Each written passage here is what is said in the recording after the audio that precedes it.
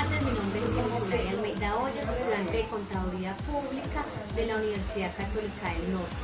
Mi trabajo para estadística descriptiva es la explicación de teorema de Bayes y de distribución normal por medio de dos problemas aplicativos. Teorema de Bayes. Es utilizado para calcular la probabilidad de un suceso teniendo información de antemano sobre ese suceso. Podemos calcular la probabilidad de un suceso A sabiendo además que ese A cumple ciertas características que condiciona su probabilidad. El teorema de Bayes entiende la probabilidad de forma inversa al teorema de la probabilidad total. El teorema de la probabilidad total hace inferencias sobre un suceso B a partir de los resultados de los sucesos A. Por su parte, Bayes calcula la probabilidad de A condicionado B.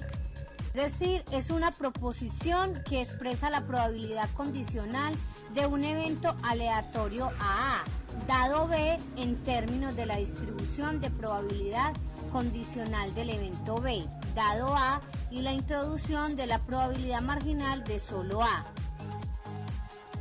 Para calcular la probabilidad tal como la definió Bayes, en este tipo de sucesos necesitamos una fórmula. La fórmula se define matemáticamente como probabilidad de A sub I, dado el suceso B, es igual a la probabilidad de A sub I por probabilidad de B, dado el suceso de A sub I, dividido probabilidad de B.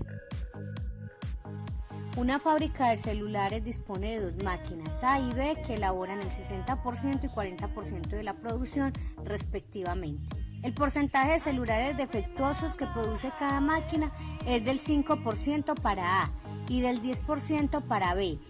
Calcular cuál es la probabilidad de que haya sido fabricado por la máquina A sabiendo que es defectuoso.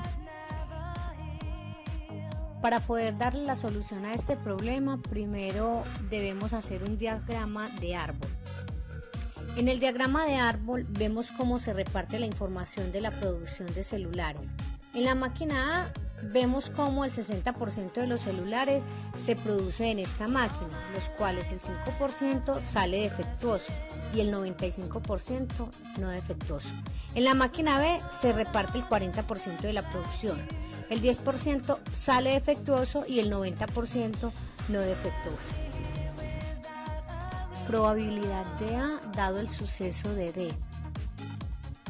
Nos piden hallar la probabilidad de que la haya fabricado la máquina A, sabiendo que es defectuosa. Probabilidad de A dado el suceso de D. La probabilidad de que sea defectuoso de la máquina A es de 0.05 y la probabilidad de A es de 0.6. La probabilidad de que sea defectuoso sería la suma de los defectuosos de la máquina A y de las defectuosas de la máquina B. Operamos en una calculadora.